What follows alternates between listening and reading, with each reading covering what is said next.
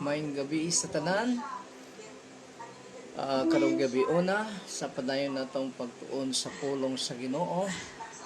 Last week ay atong natun-an ang John chapter 8 verses John chapter 3 verses 8 to 15.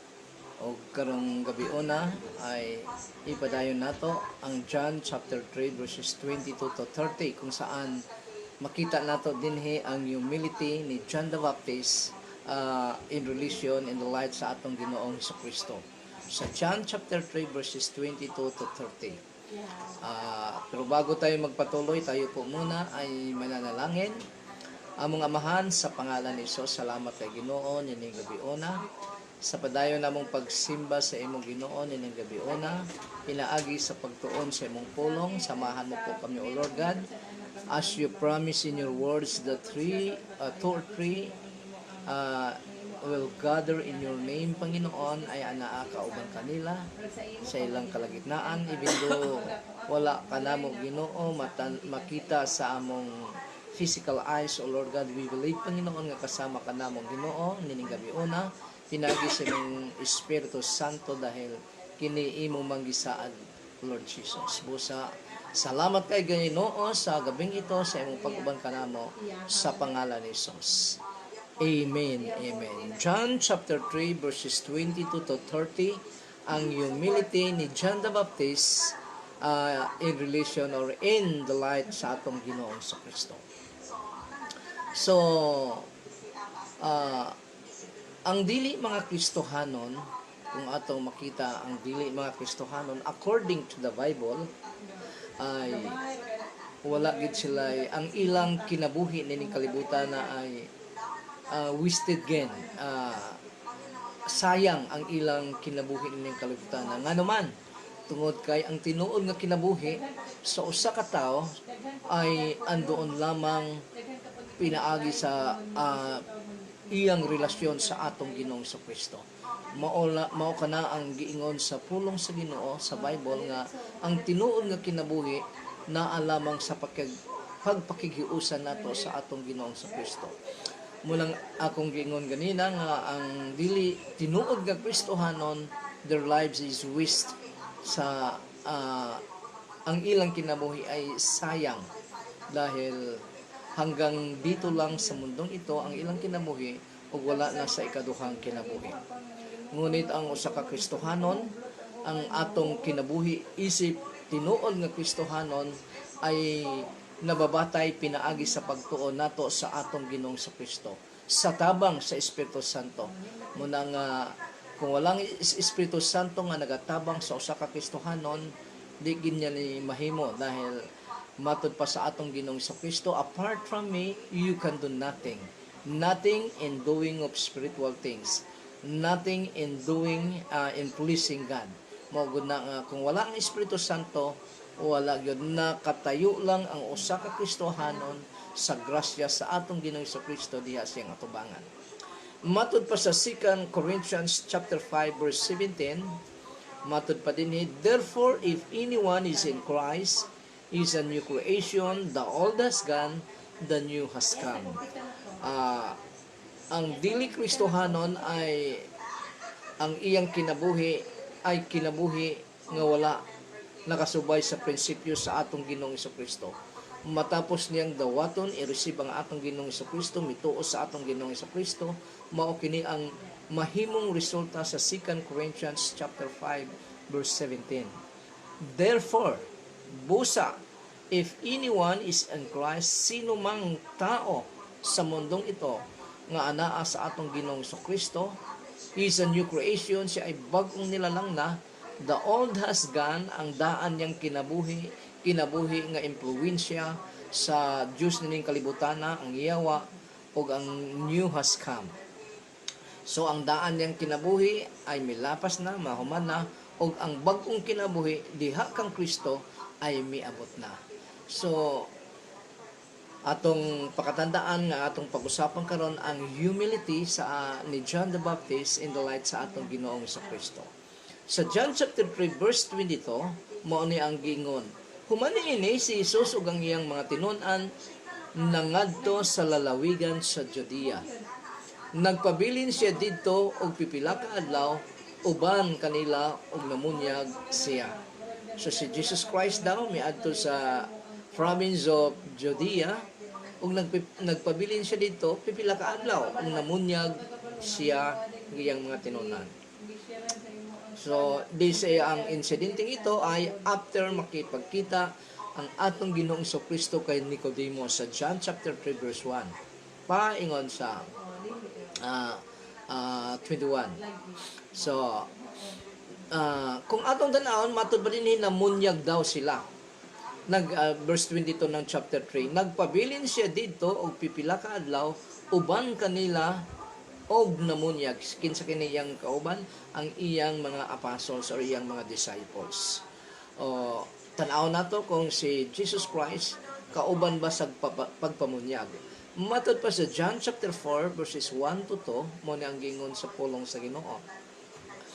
Ang mga Parisiyo nakabalita nga si Jesus nakakabig og nakabunyag og mas daghan pang mga tinun-an kay ni Juan. So sa John chapter 4 verse 1 giingon dinhi nga si Jesus Christ ay daghan nag followers kay ni John the Baptist. Lain-lain kini sila og ministry, pero pagabot sa chapter 4 si Jesus Christ ay daghan nag followers kay ni John the Baptist dahil mo ni giingon sa verse 1. Ang mga Parisiyo nakabalita nga si Jesus nakakabig og nakapamunyag og mas daghang pang mga tinun-an disciples kay ni Juan. Verse 2.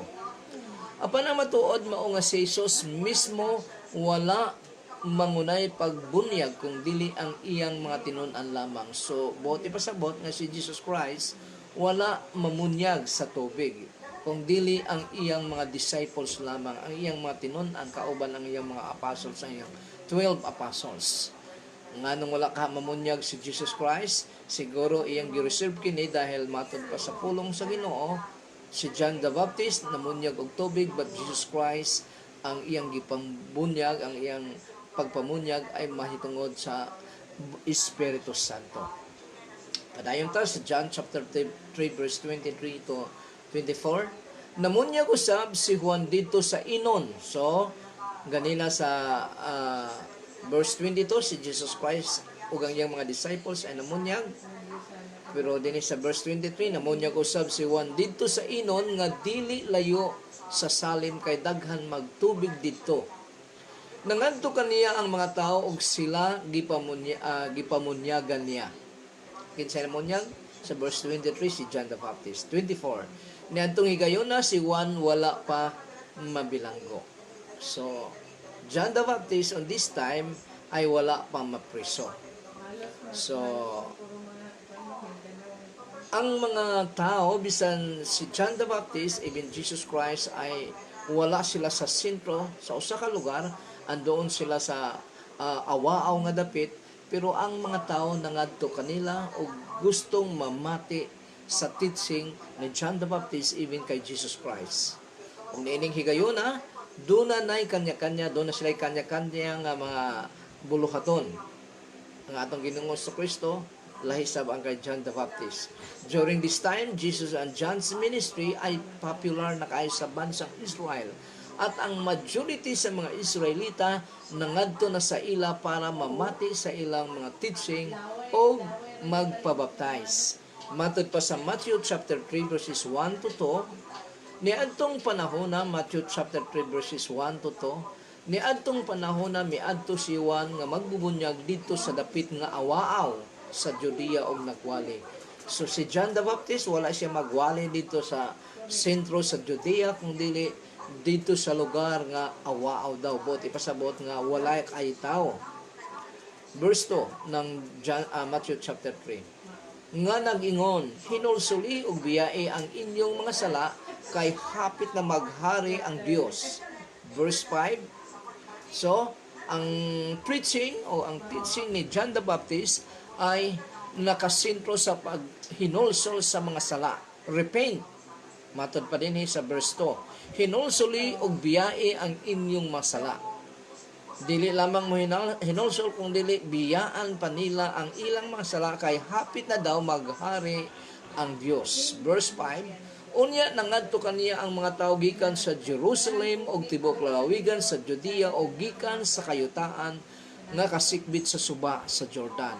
Mao na ning giingon sa verse 5, dito si John the Baptist na nagwali sa awaaw nga lugar, namunyag sa awaaw nga lugar, pero ang mga tao, majority sa katawhan sa Jerusalem, sa province of Judea, o sa mga kasikbit mga lugar, nag-adto sa kay John the Baptist para mamati sa iyang teaching o magpabunyag usab. Verse 7, sa pagkakita ni Juan nga may daghang Parisiyo og Sadusiyo nga nanuol kaniya, kinsa man kining Parisiyo og Sadusiyo, mao ni ang mga inilang teachers sa Jerusalem, religious teachers o nangunguna sa gobyerno. Nanuol kaniya alon magpabunyag, giignan niya sila. Mga bitin, kinsay nagsulti kaninyo nga makalikay kamo sa taliabot nga paghukom sa Dios. So ngilngig si John the Baptist pag makita niya nga ang usa ka tao ay well known pero ang kinabuhi ay wala magsubay sa prinsipyo sa Ginoo, dahil matod pa niya dinhi, mga bitin, kinsay nagsulti kaninyo nga makalikay kamo sa taliabot nga paghukom sa Dios. So kinsay ang giignan niya ini? Mga Parisiyo o Sadusiyo. So kung sa atong kapanahunan karon, mga religious leader mo adto sa atong mga simbahan o mo pabautismo kanato, murag kini, murag atong una-una kini kay kuan, pero si John the Baptist dili basta-basta kini nga preacher, dahil ang ingon kagad niya ay mga bitin, kinsay nagsulti kaninyo nga makalikay kamo sa taliabot nga paghukom sa Dios. So imbis iyang i-encourage ang muduol sa iya, pero iya hinong insulto, gipakita niya ang ilang kahimtang in relation sa mga mata sa atong Ginoong Dios. Verse 8, ipakita ninyo nga naghinulsol na kamo sa inyong mga sala, pinaagi sa inyong buhat. So ang repentance nga tinuod will be seen, makita kini sa mga buhat sa nagrepent. Nagdahom, verse 9, nagdahom ba kamo nga kay kaliwat kamo ni Abraham, maluwas kamo, sultihan ko kamo, makahimo ang Dios pagkuha ni ining mga bato, aron himuong mga anak ni Abraham. So atong makita dinhi nga agipakita ni John the Baptist nga ang mga Israelita, they believe that they are descendants of Abraham, the father of Israel, the father of faith. Pero gipakita dinhi ni John the Baptist nga dili sila magsalig, dahil ang kaluwasan wala sa ikaw ay kaapo-apuhan o ingon ba ana seed ka sa ni Abraham, matod pa sa verse 9, kay ang atong Ginoong Diyos daw ay makahimo siya sa iyang anak bisan dili sa kaliwat ni Abraham, bisag sa mga Gentiles, pinaagi sa pagtuo. Verse 10, gani giandam na sa Dios ang atsa aron iputol sa mga kahoy diha sa mga gamot. Atsa aron iputol sa mga kahoy diha sa mga gamot. Ang tanang kahoy nga dili mamunga og maayong bunga, putlon og isugnod sa kalayo.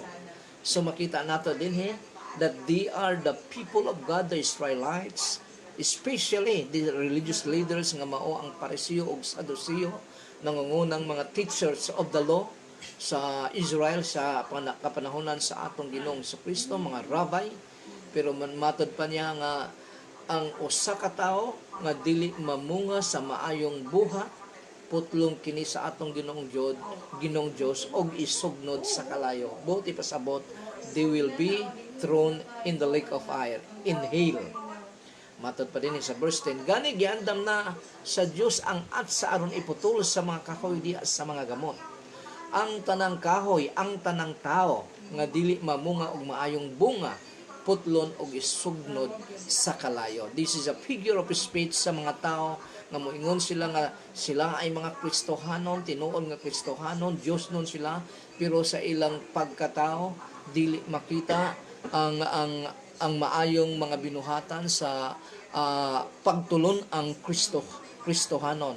Busa matod pa din sa verse 10, isugnod sila sa kalayo. They will be thrown in the lake of fire. Yun ang giingon ni John the Baptist sa iyang audience nga mga Fariseo o Sadduceo. Even the Israelites nga nagrepent daw pero dili makita sa ilang pagkatao ang bunga sa ilang repentance nga mga pagbiya sa ilang kasalanan. So, pangutana din matod pa dito sa verse 24, si John the Baptist daw sa John chapter 3 verse 24, ni adtong higayuna si John the Baptist ay wala pa mabilanggo. So, ang pangutana din nganong nabilanggo man si John the Baptist.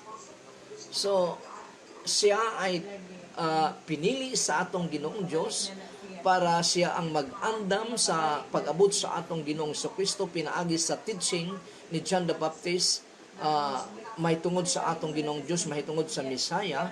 Pero nganong nabilanggo man siya, nganong gitugot man sa atong Ginoong Diyos nga si John the Baptist, mabilanggo. So, ang tubag ni ana nasa Matthew chapter 14 verses 3 to 4 tungod sa pag-confront niya sa asala ni King Herod. So, gi-confront niya bisag si King Herod ay hari sa Jerusalem o sa Israel, puppet king nga gibutang sa Roman government sa bansang Israel, ilang puppet nga king. Bisag hari siya pero wala mahadlok, wala magmanuko panuko si John the Baptist sa pag-confront sa kasalanan ni King Herod. Matod pa sa Matthew chapter 14 verses 3 to 4 mo gingon. Si Herodes mao ang nagsugo nga dakpon si Juan og gapuson og presohon. Gibuhat niya kini tungod kang Herodias ang asawa sa iyang igsoon nga si Felipe. Verse 4. So si Herodias daw asawa sa igsoon ni King Herod nga ang ngalan ay si Felipe. Kay si Juan, verse 4, kay si Juan nga magbubunyag, John the Baptist nagsigi magyud og sulti kang Herodes, dili mataro nga mangasawa ka kang Herodias dahil giilog niya si Herodias sa iyang igsoon mo iyang pangasawa ni King Herod imbes asawa kini ni Felipe nga iyang igsoon. So ang labas ni adto ay adultery. So muning sige gikuan mo nang dahil king si Herodes, gipadakop niya si John the Baptist dahil gi-confront siya sa iyang kasalanan. So muna. So munang hinungdan nga si John the Baptist ay nabilanggo, ang nagpabilanggo si King Herod. So makita nato din nga si John the Baptist dili basta-basta nga magtutudlo sa pulong sa Ginoo. Kay kung unsa ang insakto, unsa ang throat, ang tinuod, iya gikining iyang isulti kini. Dili niya huwap-huwapon ang tao nga makasasala o nakasala, kung dili komprontahon ganyan kini sa gahi or kuan gid nga kamatuoran, insakto nga kamatuoran. John chapter 3 verses 25 to 26 matod pa din may mga tinunan ni Juan nga nagkiglalis sa usa ka Hudiyo mahitungod sa seremonya sa pagpanglinis. Verse 26 ng John chapter 3. Busa miadto sila kang Juan og mingon, magtutudlo. Nahinumdum ka ba sa tao nga uban kanimo didto sa tabok sa Jordan nga imo ganing gihisgutan? Namunyag na siya karon og nangadto kaniya ang tanan. So kining mga disciples ni John ay nabantayan nila nga mas sikat na si Jesus Christ kay ni John the Baptist. Nga naman, dahil mas daghan ng mga tao ang miadto kay Jesus Christ para mamati sa iyang teaching o magpabunyag. Murag sila ni John the Baptist o ban sa iyang mga buluhaton o ban ang iyang mga disciples, murag humina na, masikat na si Jesus Christ. Niining higayon na, will known na si Jesus Christ sa bansang Israel. O murag pakupas na si John the Baptist. Makita nato din nga murag ang iyang mga disciple ni John the Baptist ay na-invade sa ministry ni Jesus Christ. Murag gikulbaan na sila, nasina na sila, invade. Dahil mas midako na ang ministry, ang buluhaton ni Jesus Christ kauban sa iyang mga disciples kaysa buluhaton na unang buluhaton ni John the Baptist. Sumayong gabi ni Sister Stella Mifania nga nananaw naakaroon sa Patag CDO Cagayan de Oro City. So, be in the ministry. Munang naalarma na ang mga disciples ni John the Baptist. Mura kang huna-huna nila nga, paano naman kita migamay ng atong ministry, ang atong buluhaton. Sa Mark chapter 1, verses 4 to 5, muning gingon, busa namunyag si Juan sa mga tao didto sa kamingawan og nagwali. Hinulsuli og biyai ang inyong mga sala og pagpabunyag kamo og pasayloon kamo sa Dios. Verse 5, ang tibuok lalawigan sa Judea ug syudad sa Jerusalem nangadto kang Juan aron sa pagpamati kaniya. Gisugid nila ang ilang mga sala ug gibunyagan sila ni Juan didto sa suba sa Jordan. So nining higayuna mas well known si John the Baptist. Ang matod pa din nga majority sa Jerusalem nga syudad sa Jerusalem tibuok lalawigan sa Judea nga mga tao nangadto kang John the Baptist para mamati siyang teaching og nagpabunyag usag kanila. Pero pagabot sa John ay medyo nalampasan na ang kasikatan ni John the Baptist og ang iyang ministry. Maunang ang iyang mga disciples na alarma. Ang mga disciples ni Juan ay devoted. Makita nato din nga ang mga disciples ni Juan ay devoted kaayo sa ilang ministry, but not to the one who give the ministry. Wala, dili kay sila devoted sa atong Ginoong Dios nga naghatag sa maong ministry. Daghang mao kini ang daghang larawan karon sa mga kasimbahanan. Majority sa mga Kristohanon karon ay they invade the ministry sa uban. They are proud nga naa sila sa mga dagkong kasimbahanan dahil abi nila nga sikat sila kay naa sila napabilang sa dagkong kasimbahanan. Nalimtan nila ang larawan sa paggidaig sa Ginoo sa mga kasimbahanan sa New Testament sa Asia Minor. Matod pa sa Revelation chapter 3 verses 7 to 8, isulat kini alang sa anghel kinsa nagistorya niini ang atong Ginoong Hesukristo ngadto sa simbahan sa Philadelphia. Matod pa dinhi, isulat kini alang sa anghel sa simbahan sa Philadelphia, to the churches, to the Christians of Philadelphia. Kini ang mensahe nga giingon sa balaan ug matuod, holy and true. Ang nagkupot sa yawi ni David, walay kinsa kini si Jesus Christ. Mensahe ni Jesus Christ to the church of Philadelphia. Walay makasira sa iyang ablihan o walay makaabli sa iyang siradan. So matod pa dinhi, kung unsay ablihan ni Jesus Christ dili kini masaradan kanino man. Kung unsay iyang siran walay makaabli niini sino man. Verse 8, nasayod ako sa imong binuhatan og nga may jutay kang gahom. Gituman mo ang akong pagtulunan og wala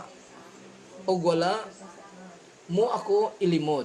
Tan-awa giablihan ko alang kanimo ang usa ka pultahan og walay makasira niini. So atong makita din nga ang church mga Kristohanon sa Philadelphia ay gamay kini nga simbahan nganuman, gamay nga church.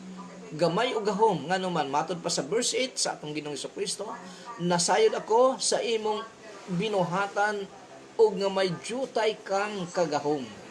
Ang dagkong mga kasimbahanan halos dili na kailangan nila ang Dios dahil kaya nila physically, materially ang buluhaton sa ilang simbahan dahil financially stable sila og tanan halos naana ang katubagan. Pero ang gagmay nga simbahan, gagmay mga pobre nga mga Kristohanon, kinahanglan gid nila ang Ginoo dahil dili nila kaya kung wala ang tabang sa Ginoo. So verse 10, tungod kay gituman mo man ang akong sugo nga magpailog ka, ilikay ko ikaw sa mga kalisdanan nga moabot sa kalibutan aron pagsulay sa tanang mga tao. Muanha ako dayon bantay nga dili maunsa kanang imong gihuptan aron walay makailog sa imong korona sa kadaogan. So crown of victory ang giandam sa atong Ginoong Kristo sa Church of Philadelphia. So kinsa ba kining Church of Philadelphia? Gamay nga simbahan. So sa mga Kristohanon that they are proud nga naa nakabilang sila. Naa sila fellowship sa dagko nga simbahan. Kini nga minsay sa atong Ginoong Kristo sa to the Church of Philadelphia ay dili kini para sa inyo. Pero ang atong Ginoong Dios, ang atong Ginoong Kristo nagatanaw sa atong kasing-kasing kahit asa ka man simbahan, sa dako ka man nga simbahan, sa gamay ka man nga simbahan, basta ikaw ay faithful sa atong Ginoong Kristo, matinud-anon ka sa iya, muna ang iyang batayan. Faithfulness. Matud pa sa atong Ginoong Kristo, ang manatiling tapat hanggang wakas ay siyang maliligtas. Matud pa niya sa gi-welcome niya sa larawan, sa gi-welcome niya nga iyang sulugon, well done, good and faithful servant. Faithfulness. Asa ka man nabilong nga simbahan, gamay ka man nga simbahan nabilong o dako ka man nga simbahan nabilong, ayaw i-envy ang ilang buluhaton. Kung dili i-envy mo ang pagka-faithful mo ngadto sa Ginoo. I-envy mo ang Kristohanon nga faithful kayo sa atong Ginoo, awata kini. Awata kini para mahimo ka isang faithful sa atong Ginoong Kristo. John chapter 3 verses 27 to 28, si Juan mitubag, walay tao nga makahupot dahil ingon ang mga disciples ni John nga paano na kita? So parang ganun, paano na kita? Ang tanang mga tao, majority of the people sa Israel ay nangadto na ni Jesus sa Ginoong Kristo. Paano na ang atong buluhaton? So unsay tubag ni John the Baptist sa verse 27 ng chapter 3 sa the Gospel of John, si Juan mitubag, walay tao nga makahupot og bisan unsa gawas kon ihatag kini sa Dios kaniya. So gi-acknowledge ni John nga ang iyang na-achieve sa ministry sa buluhaton sa atong Ginoong Dios ay hinatag lamang kini. Steward lamang siya, hinatag lamang kini sa pinagkaloob lamang kini sa atong Ginoong Dios. So unsa man ang mga ministry sa kasimbahanan kana ay gipiyal sa atong Ginoong Dios, ni ana nga simbahan gitugot kana nga ma-achieve mo kana nga asan ka man, unsa man ang imong naabot, gitugot kana sa atong Ginoong Dios, pero dili ka nga imo. Matud pa ni Juan, si Juan mitubag, walay tao nga makahupot og bisan unsa gawas kun ihatag kini sa Dios kaniya. Verse 28, kamo mismo, matud pa ni John the Baptist sa iyang disciples, kamo mismo maoy akong mga saksi nga ako miingon nga ako dili mao ang Misayas, apan gipadala ako pag-una kaniya. Nganong gipadala man pag-una si John the Baptist kay Jesus Christ sa Misaya or sa Christ, tungod kay andamon niya ang kasing-kasing sa katawhan sa Israel, pinaagi sa teaching sa Misayas, Christian teaching, para pag-abot ni Jesus Christ, dili na siya maglisod. Ang ministry ni John the Baptist ay pakinabang ni Jesus Christ dahil dali na silang mutuo sa giistorya ni Jesus Christ tungod sa testimony, tungod sa teaching ni John the Baptist. So, unsa kung atong tanawon, unsa nakita nato sa karakter ni John the Baptist dinhi sa verses 27 to 28 ng chapter 3 sa the Gospel of John. Humble si John the Baptist. Makita nato ang humility ni John the Baptist in regard sa achievement, kung achievement ang pag-usapan. John submit the sovereignty of God. God is sovereign in bestowing His blessings on one ministry or bulhaton. Kung kinsay gustong panalanginan nga muuswag nga ministry kini, kana ay pagbuot sa atong Ginoong Dios. Dili tungod sa kusog, dili tungod sa kakugi sa maong leader ni ana nga ministry, dahil merong passage sa Old Testament nga not by might nor by power but by my spirit says the Lord. Pinaagi sa espiritu sa atong Ginoong Dios, sa atong Ginoong Hesukristo. So may gabi usab ni Sister Jorina nga nananaw usab sa Epunan banda. So may gabi Sister Jorina. So na, walay madawat ang usa ka tawo kung kini ay dili ipagkaloob sa atong Ginoong Dios.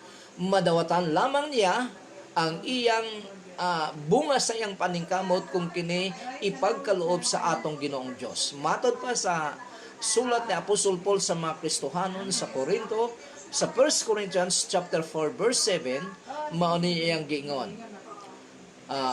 Kinsay naghimo kaninyo nga labaw kaysa uban, matod pa ni Apostol Paul sa mga Kristohanon sa Corinth. Kinsay naghimo kaninyo nga labaw pa sa uban, dili ba ang Dios man nga naghatag kaninyo sa tanang butang? Unya, nganong magpasigarbo man kamo?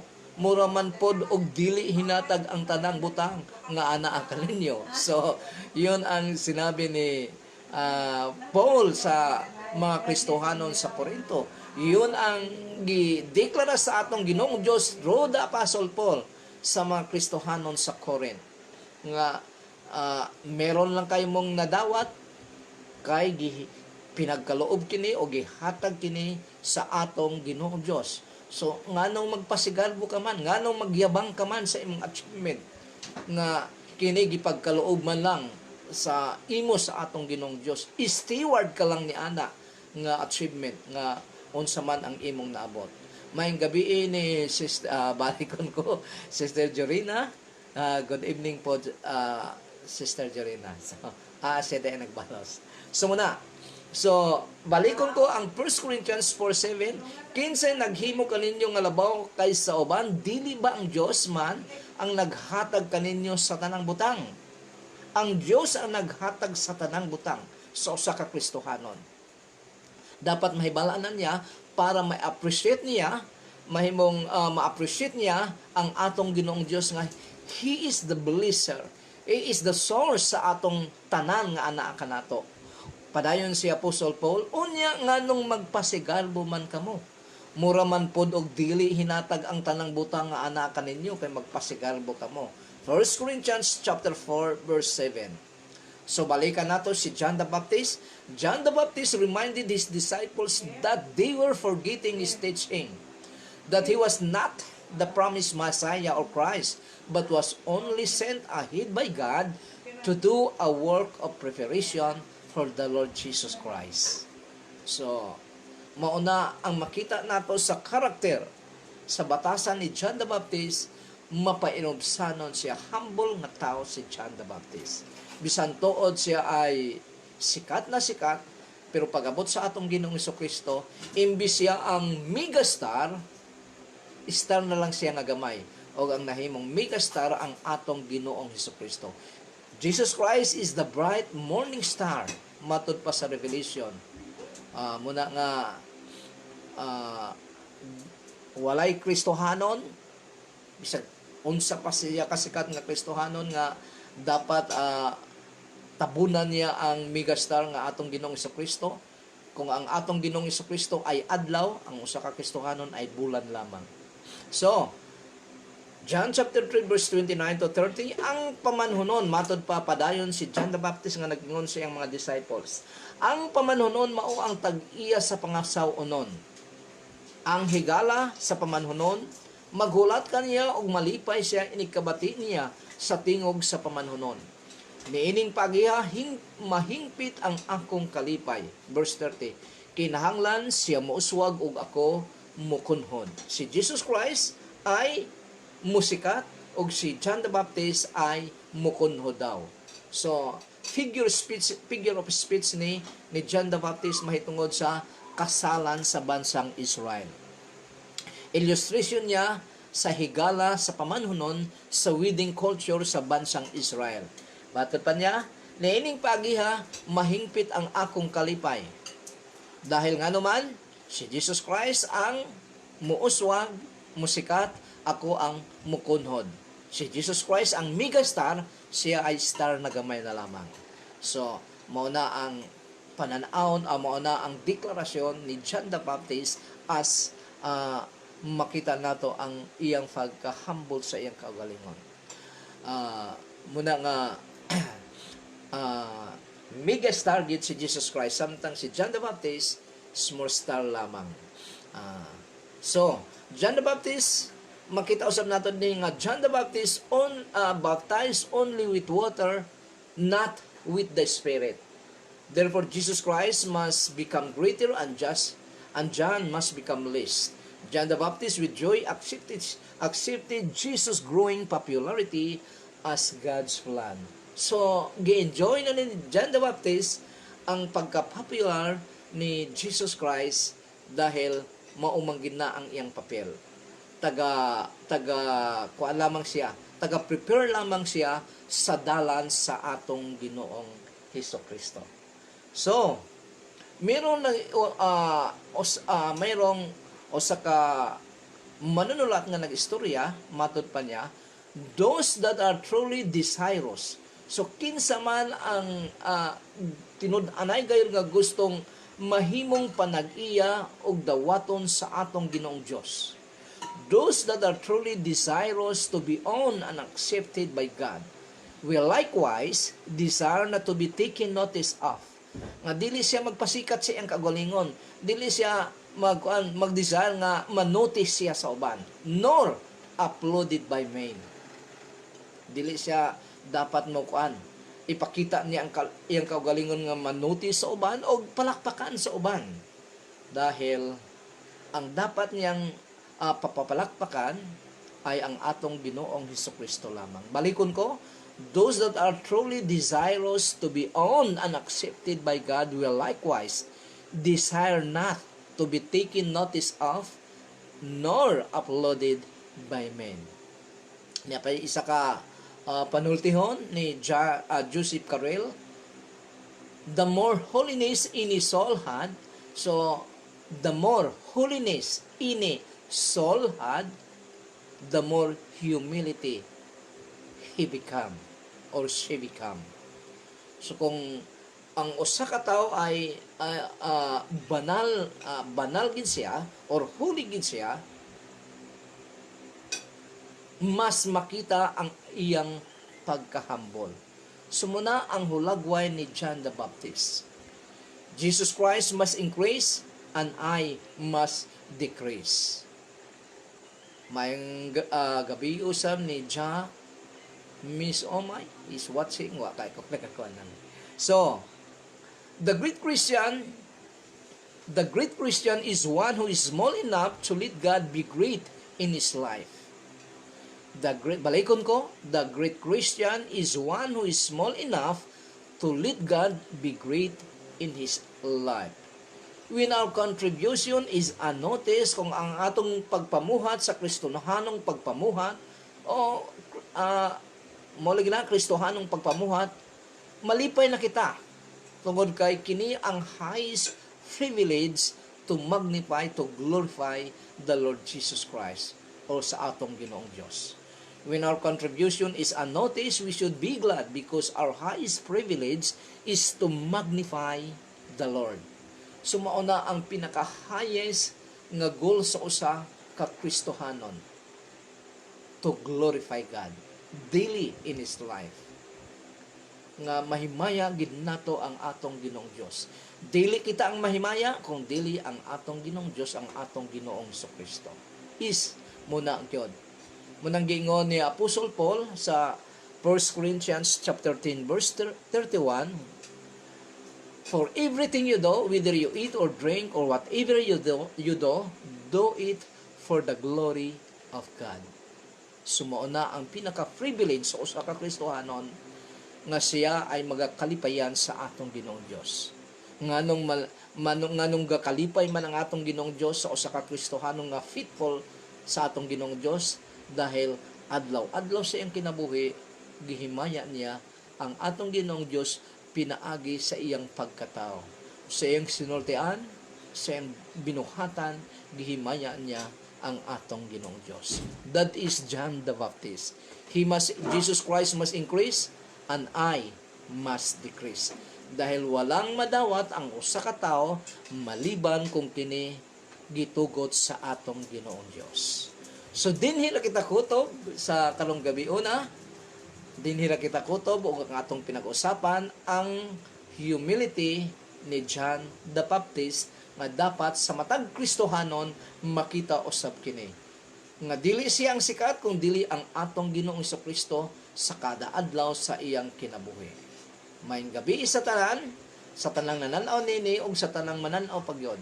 O kung gusto nyo pang matanaw pa ang The Gospel of John sa atong verse by verse nga pagtuon ni ini, doon na kitay personal channel Edwin Makahilo sa YouTube. I-click mo lang ang Edwin Makahilo sa YouTube o makita mo diha ang atong personal ang atong pagtulunan, Kristohanong pagtulunan. Dahil mao kini ang pagtulunan nagibiyaan sa atong gihatag sa atong Ginoong Kristo sa iyang mga disciples o sa mamahimo pang mga disciples through sa mga Kristohanon usab nga mga tudlo niini nga mao ni ang atong pagalaktan sa kada adlaw sa atong kinabuhi. Sa tanang nananaw sa mananaw pa niini nga teaching o niini nga telecast media sa Facebook ay panalanginan kamo sa atong Ginoong Dios. Mag-ampo ako, Ginoo, salamat sa katatapos namong pagtuon sa imong pulong, O Lord God. Empower us, Holy Spirit, nga ang among natun-an, padayon kining mga palig-on sa among pagtuo diya sa iyo, ug may-apply namo, Ginoo, sa among adlaw-adlaw nga kinabuhi, O Lord God. Lord, apart from your empowerment, O Lord God, in doing your will, Panginoon, and pleasing you, O Lord God, we cannot do it, Panginoon. We need your power, O Lord God, to do your will, Panginoon, in every day of our life, O Lord God.